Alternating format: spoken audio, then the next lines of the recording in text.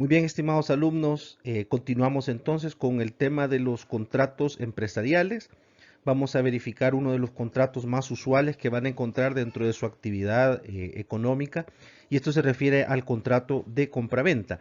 Este lo hemos dividido en tres módulos porque parecería mentira, pero el contrato de compraventa tiene una serie de disposiciones y complejidades que debemos conocer a cabalidad. Entonces comenzaremos pues con analizar el contrato de compraventa en sí, los diversos elementos y obligaciones que lo componen para que ustedes tengan una noción un poquito más completa de lo que consiste este contrato. Legalmente hablando, el contrato de compraventa se define como aquel en que una de las partes se obliga a dar una cosa y la otra a pagarla en dinero. Aquella, es decir, el que va a dar la cosa se dice vender y la otra se dice comprar. El pago en dinero es lo que se conoce como precio. ¿Y qué es el precio? El dinero que el comprador o la parte que compra da a cambio de recibir la cosa vendida. Así pues tenemos dos partes aquí, un comprador y un vendedor. El comprador está obligado a pagar el precio y el vendedor está obligado a entregar la cosa vendida y principalmente también a responder por los vicios ocultos. Y estas son las principales obligaciones que se generan dentro del contrato de compraventa. Como pueden ver, es un contrato en el cual hay derechos y obligaciones tanto de un lado para otro, es decir, que el comprador tiene derechos y también tiene obligaciones, como el vendedor también tiene derechos y también tiene obligaciones. A este tipo de contrato se le suele llamar como bilateral, porque es un contrato en el cual ambas partes tienen derechos y tienen obligaciones. Es decir, que si el comprador tiene la obligación de pagar el precio, el vendedor tiene el derecho de exigir ese precio. Y si el vendedor tiene la obligación de entregar la cosa vendida y responder por los vicios ocultos, el comprador tiene el derecho de exigir el cumplimiento de esas obligaciones. Si se fijarán, son sujetos determinados, el comprador y el vendedor, porque el comprador únicamente está obligado a pagarle el precio al vendedor y a nadie más, y por su parte el vendedor únicamente está obligado a entregarle la cosa vendida al comprador, así como responderle por vicios ocultos a este mismo comprador. Es decir, son sujeto activo y sujeto pasivo determinado de la obligación, por lo cual estamos en presencia de lo que anteriormente vimos como derechos personales. Dice el artículo 1598, cuando el precio consiste parte en dinero y parte en otra cosa, se entenderá permuta si la cosa vale más que el dinero, y se entenderá venta cuando el dinero sea igual o mayor que el valor de la cosa. Para efectos prácticos, permuta es igual que trueque, es el nombre jurídico del trueque, es decir, que cuando el dinero, cuando lo que se entrega a cambio de la cosa es dinero, estamos claramente ante un contrato de compraventa. Cuando lo que entregamos es parte dinero y parte algo más, por ejemplo, podría darle, te voy a entregar por tu carro, el clásico ejemplo, ¿verdad? Te doy mi carro viejo a cambio de un carro nuevo y te doy la diferencia o el ribete te lo doy en dinero. Bueno, entonces, ¿qué vale más? Si el carro que estoy entregando o el dinero que estoy dando. Si lo que vale más es el dinero que estoy dando, estaremos en presencia de un contrato de compra-venta. Si lo que vale más es el objeto que estoy entregando, entonces estaremos ante un contrato de permuta en el caso de esta situación donde el precio es mixto. Y la permuta para efectos prácticos es lo mismo que el trueque. Así pues, volviendo a recapitular, venta, cuando hablamos de contrato de venta significa que el precio es en dinero. Y cuando hablamos del contrato de permuta significa que el precio consiste en algo más que el dinero, es decir, en entrega de un objeto a cambio o cualquier otra cosa, una permuta. Así pues, tal como decíamos, si yo descompongo el precio, si yo doy puramente el precio en dinero, estaré en contrato en presencia de un contrato de compraventa. Si el precio en cambio consiste en dar algo más diferente al dinero, entonces estaremos en presencia de un contrato de permuta. Para el caso mixto, cuando yo hago mixto, es decir, doy parte en dinero y parte en algo más, bueno, entonces si lo que estoy dando en dinero es menor que el valor de lo que estoy dando a cambio de algo más, entonces seré una permuta. Por ejemplo, el ejemplo que mencionábamos del carro. Por ejemplo, mi carro, el carro nuevo vale $10,000. Y entonces yo le voy a dar $4,000 en dinero y me está valorando mi carro viejo en 6,000. En ese caso, como la cosa que se entrega vale más que el dinero que se entrega, será un contrato de permuta. Pero si es al revés, por ejemplo, yo le voy a dar 6,000, digamos, de ribete y el carro me lo está agarrando en 4,000, entonces igual, ¿verdad? En este caso vale más el dinero que la cosa que se entrega a cambio, por lo cual estaremos en presencia de un contrato de compraventa. Para efectos prácticos, los dos contratos son válidos ante el registro público de vehículos. Sin embargo, la gente por lo general no hace esta transacción así como debería de ser, sino que generalmente celebra una compraventa unos minutos antes y o celebra otra compraventa otros minutos después. Pero legalmente hablando, sí es algo posible. Hablemos ahora del precio. ¿Se acuerdan?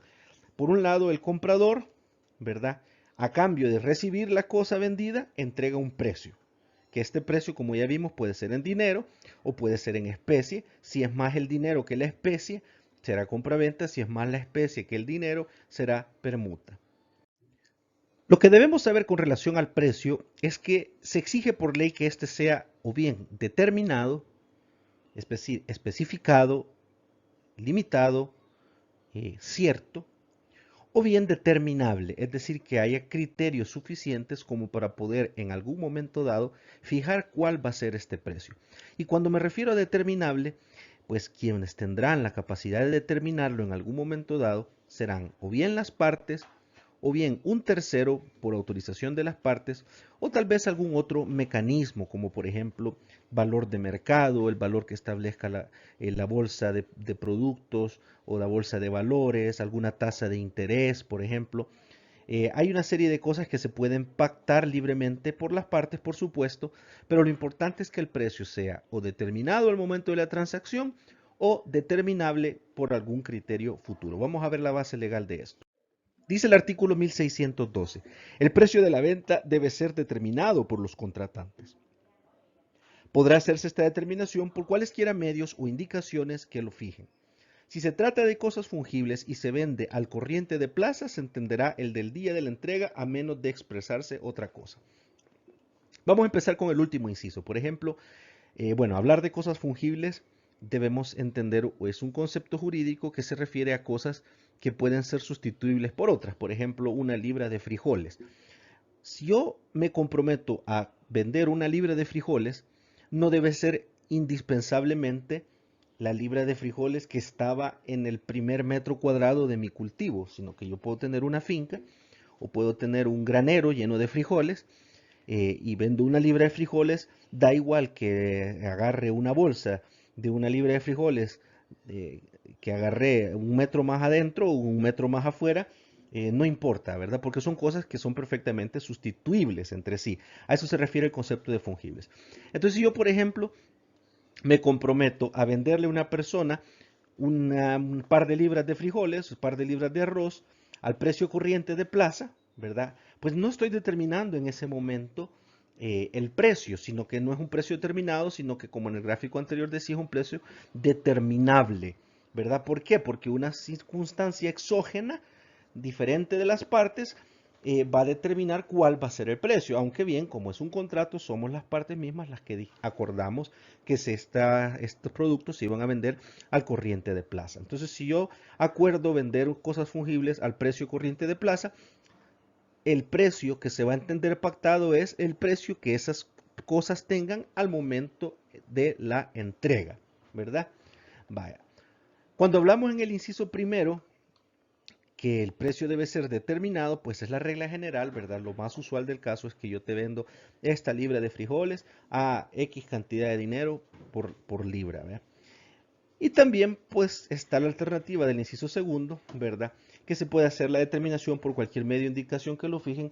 Esto es, podríamos hablar que se va a vender al precio autorizado por la bolsa de valores, la tasa de interés, vamos a $5 más los puntos porcentuales de la tasa libre. Bueno, podríamos hacer una serie de variables, pero lo importante es que haya manera de determinarlo. Eso es lo que la ley exige al haber un precio determinado o determinable. También el 1613 permite dejar la determinación del precio al arbitrio de un tercero, es decir, a la voluntad de una tercera persona. Dice el artículo 1613. Podrá asimismo dejarse el precio al arbitrio de un tercero, y si el tercero no lo determinare, podrá hacerlo por él cualquier otra persona en que se convinieren los contratantes, y en caso de no convenirse, no habrá venta. No podrá dejarse el precio al arbitrio de uno de los contratantes. Ok, entonces, ciertamente dentro de lo determinable, todavía no determinado, podemos dejar que un tercero fije el precio.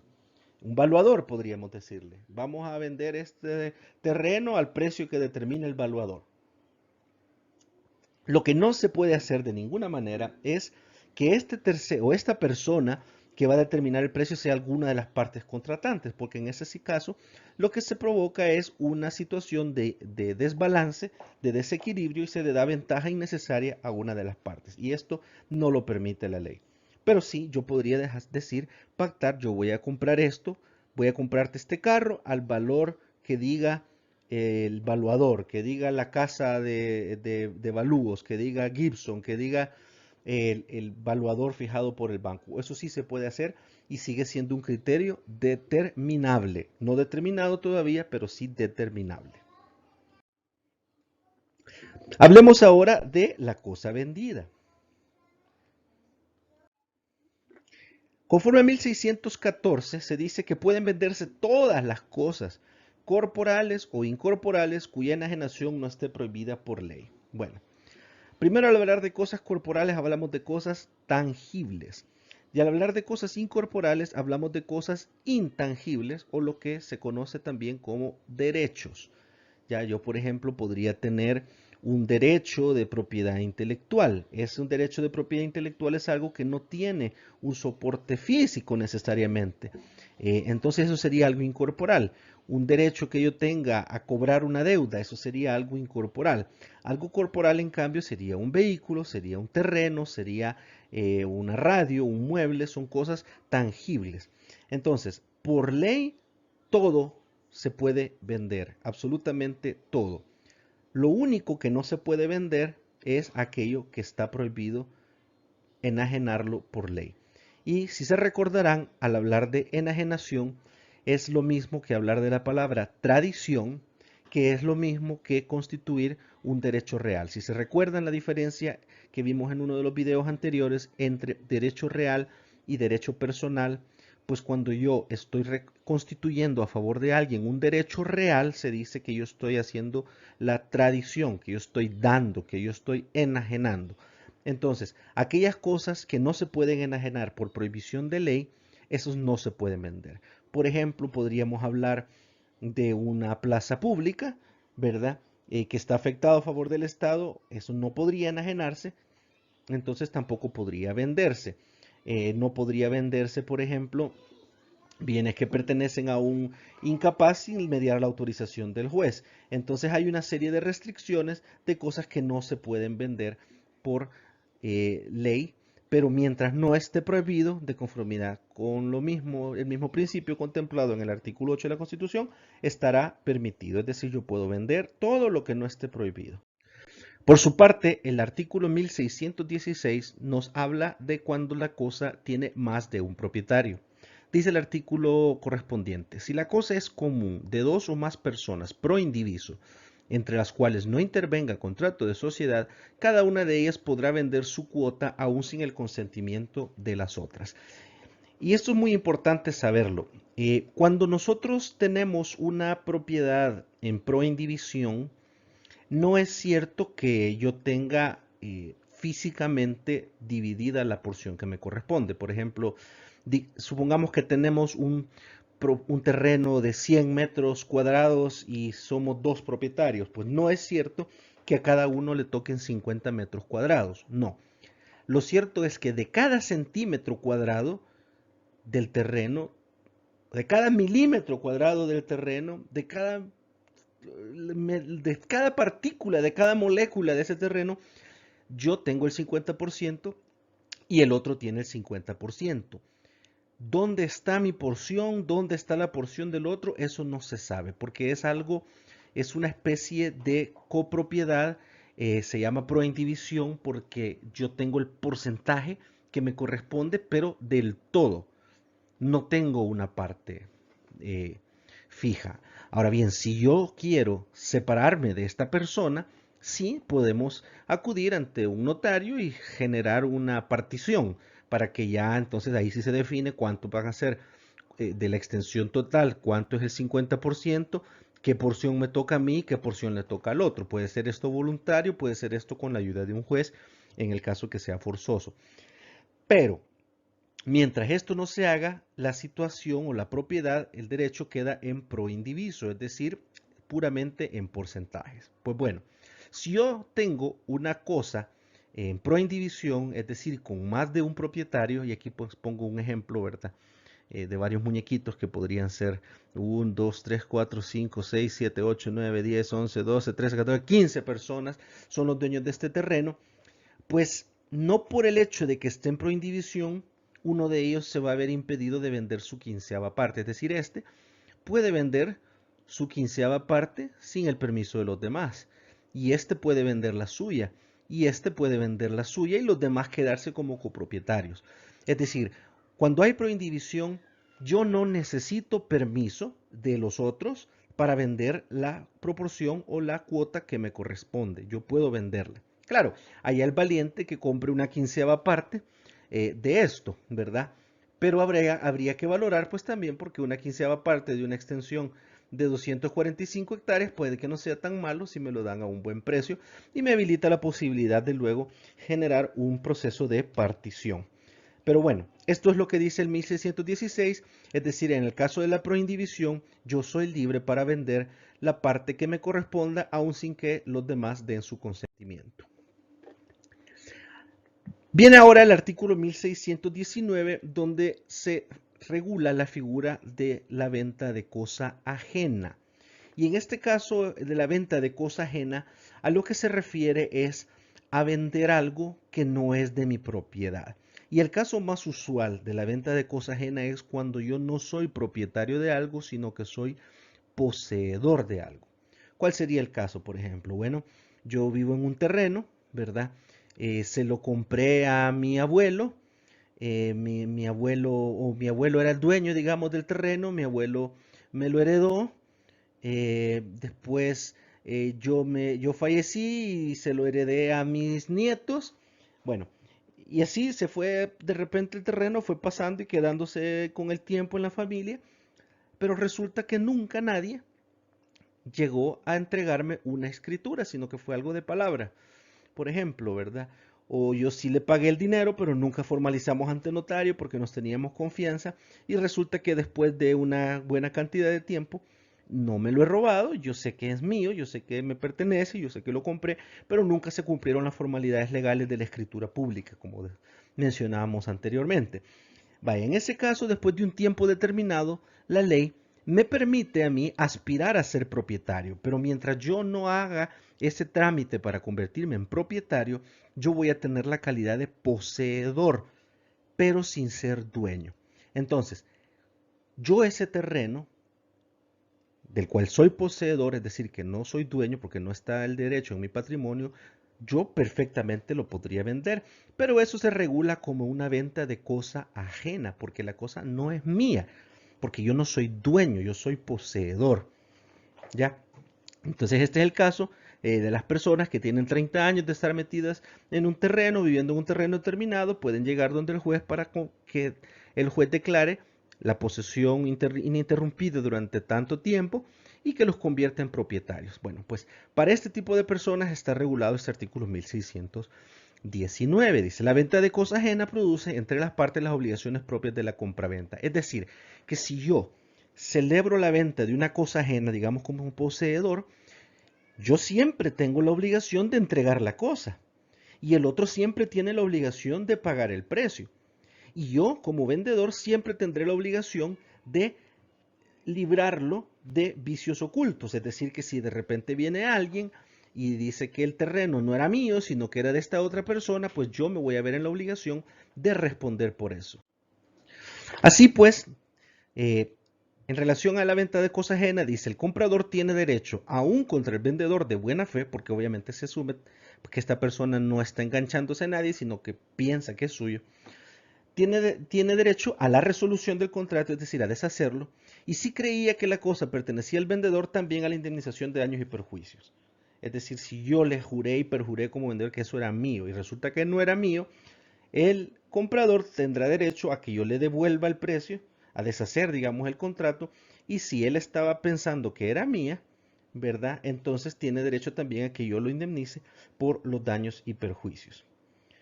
De ahí viene la compra de cosa propia no vale y el comprador tiene derecho a la devolución del precio, pues esto es como algo un poquito más técnico, quizás no vale la pena mencionarlo, pero claramente yo no puedo comprar lo que es mío porque ya está dentro de mi patrimonio, ¿verdad? Entonces no tendría ningún sentido, ¿verdad? Y aquí podría darse, por ejemplo, en el caso de que yo eh, compre algo que de repente acabe siendo de mi propiedad por herencia, por ejemplo, y situaciones así. Vamos a hablar ahora de las obligaciones del vendedor. De conformidad con el artículo 1627, las principales obligaciones del vendedor son dos. Como dicen, se reducen a dos en general. La entrega o tradición de la cosa vendida y el saneamiento de la cosa vendida. Gráficamente entonces tenemos la tradición o entrega y el saneamiento. Y claramente cuando hablamos de tradición o entrega, es subrayado, si se recordarán, en uno de los videos anteriores hablamos que las obligaciones podían contener una prestación consistente en dar, en hacer o en no hacer. Pues en este caso, al hablar de tradición e entrega, nos estamos enfocando dentro de las obligaciones de dar, es decir, la constitución de un derecho real. ¿Cuál? El derecho real de dominio, porque cuando yo hago la tradición, cuando yo doy la cosa vendida, mi obligación es constituir un derecho real de dominio a favor de otra persona. Es decir, el vendedor no solamente basta que haga una entrega material de la cosa, no, tiene que hacer una entrega material acompañada del acto jurídico por medio del cual está convirtiendo a esta nueva persona en el nuevo propietario del objeto vendido. Por eso es que se habla que se reducen a la tradición, ¿verdad? Y la segunda es el saneamiento, ¿verdad? Que el saneamiento ya vamos a ver más adelante de qué se trata. Se relaciona con vicios ocultos. En relación a la tradición o entrega, el artículo 1610 dice que los impuestos fiscales o municipales y las costas de la escritura o cualquier otra solemnidad de la venta será de cargo del vendedor a menos de pactarse otra cosa. Legalmente hablando, quien está obligado a pagar los gastos del notario, los impuestos y todo, por lo general es el vendedor. Pero la verdad de las cosas es que la costumbre dicta todo lo contrario, porque a quien más le interesa tener un inmueble a su nombre saneado y quien realmente se está deshaciendo de un inmueble al venderlo es el vendedor. Entonces, por lo general, quien se hace cargo de todo esto según la práctica, aunque la ley dice otra cosa, pero en la práctica generalmente quien acaba pagando todo esto es el comprador.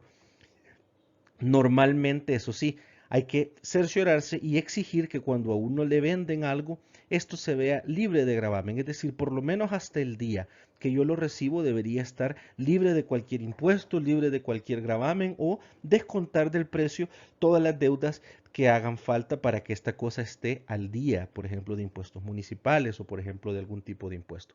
Pero por lo general, quien suele pagarle al notario es el comprador. Quien suele pagar el impuesto de transferencia de bienes raíces es el comprador. Quien suele pagar los derechos de registro también es el comprador. Quien se encarga de pagar la cancelación de la hipoteca anterior generalmente es el comprador porque es a quien le interesa tenerlo a su nombre. Sin embargo, la ley dice lo contrario y esto es una herramienta que ustedes pueden tener a mano por si alguna vez en alguna negociación les toca hacer uso de este recurso. El artículo 1629 también me dice que el vendedor está obligado a entregar la cosa vendida inmediatamente después del contrato o en la época prefijada en él.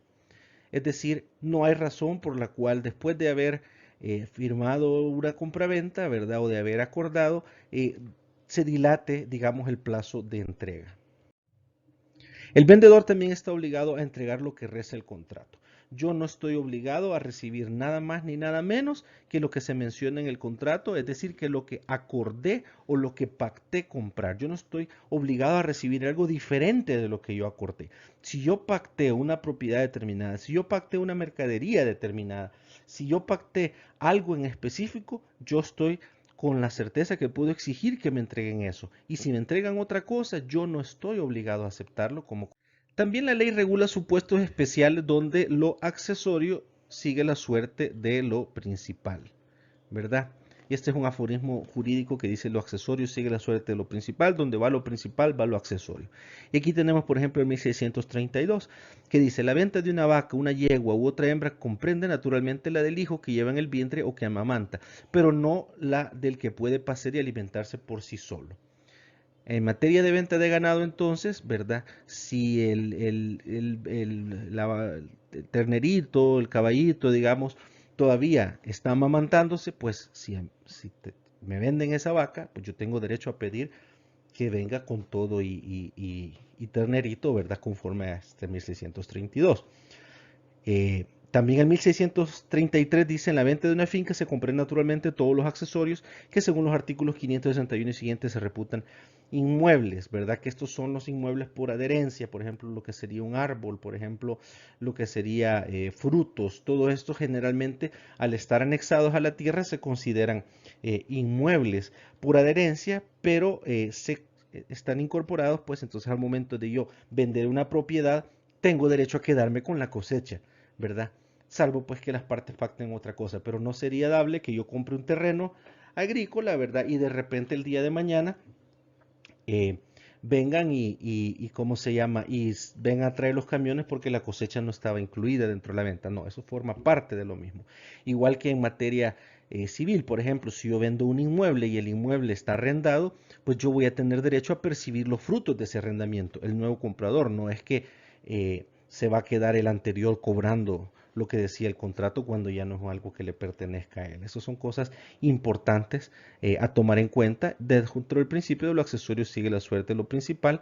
En este caso, lo principal es el objeto vendido y accesorio aquello que accede al objeto vendido.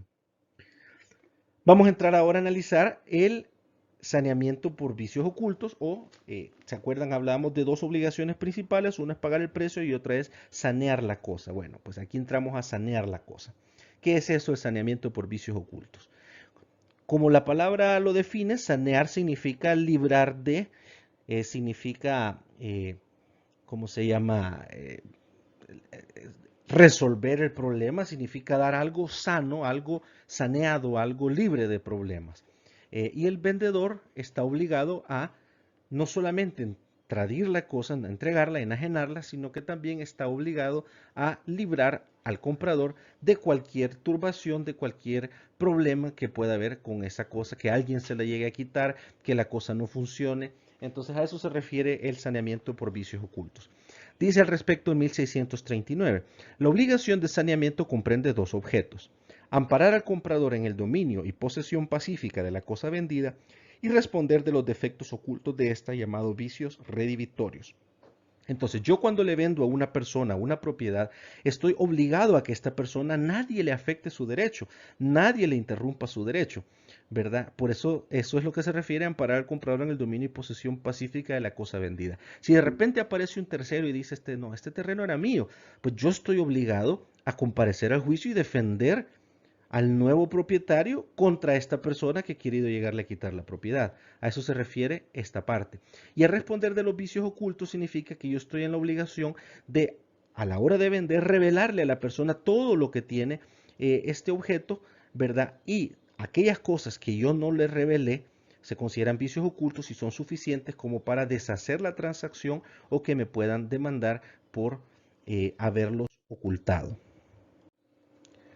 Esta obligación de sanear por vicios ocultos es tan propia y tan inherente al contrato de compraventa que está prohibido renunciar o más bien eximir a alguien de poder cumplir con esta obligación. Dice el 1644, es nulo todo pacto en el cual se exima al vendedor del saneamiento de evicción, siempre que en este pacto haya habido mala fe de parte suya. ¿Cuál sería el caso de un pacto de buena fe? Bueno, yo conocía de esos vicios, ¿verdad?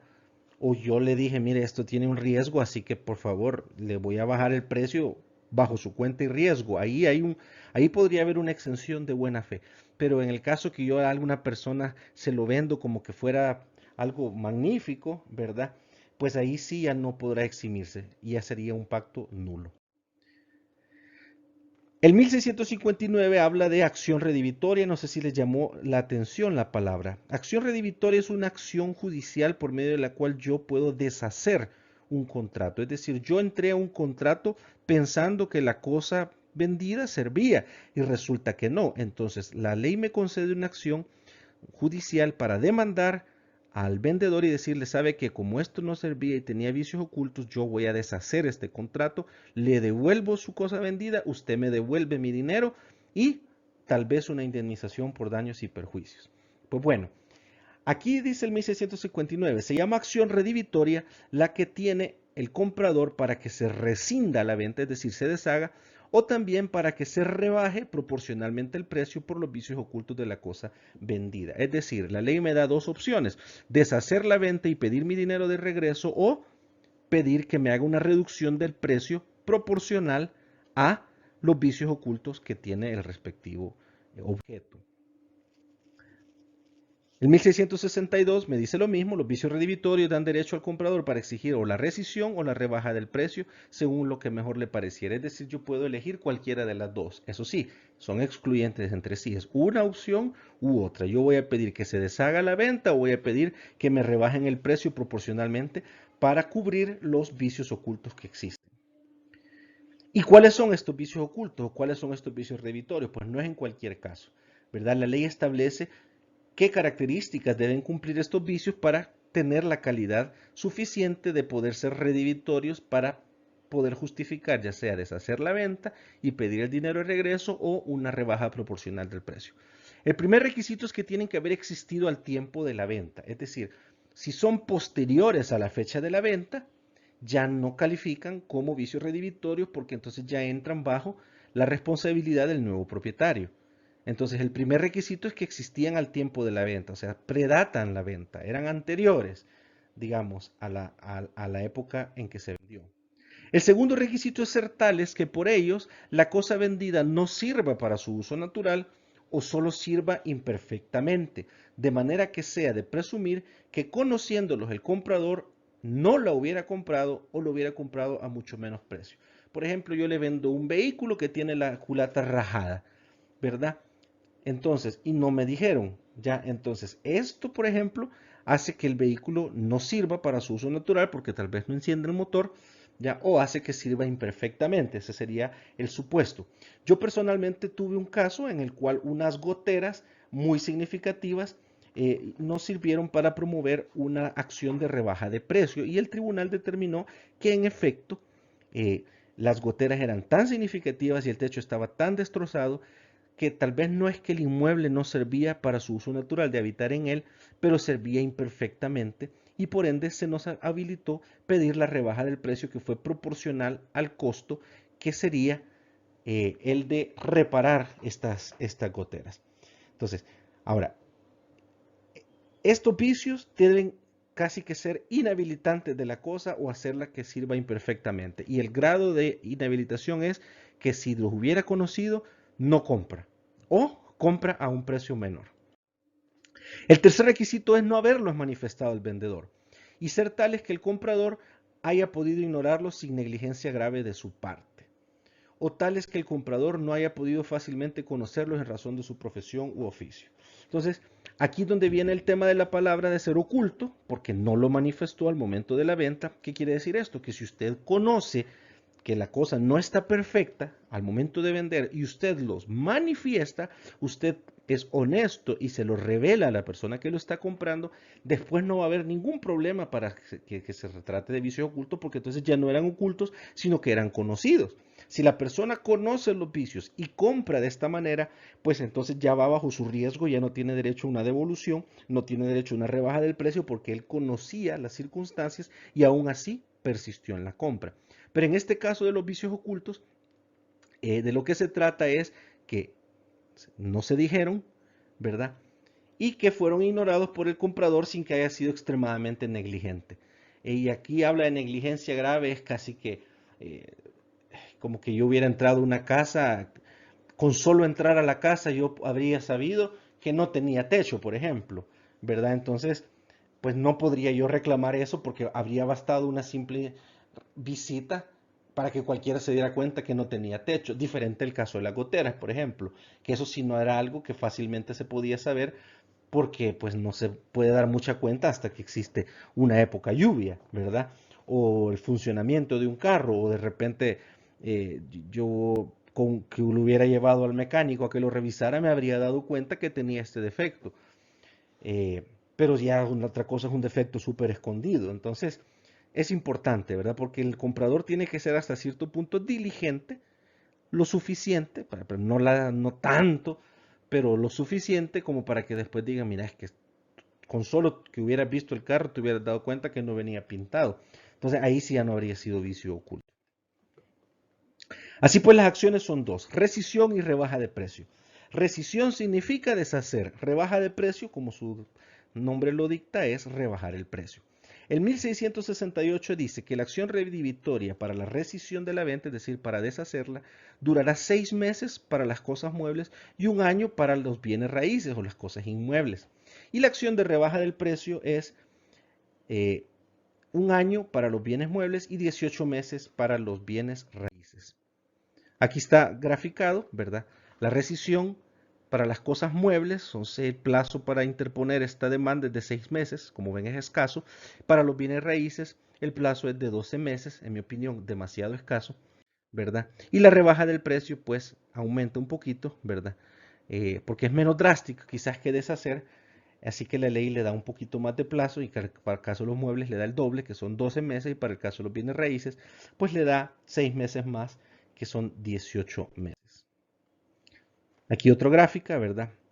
Y aquí sí es importante una cosa, que es el 1669, que dice que, habiendo prescrito la acción redivitoria por la rescisión de la venta, tendrá todavía derecho el comprador para pedir la rebaja del precio y la indemnización. Es decir, que si por algún motivo u otro a mí se me expiraron los 12 meses, ¿verdad? Para pedir la rescisión, todavía la ley me da 6 meses más para por lo menos, tal vez no puedo pedir que se deshaga la venta, pero por lo menos puedo pedir una reducción del precio.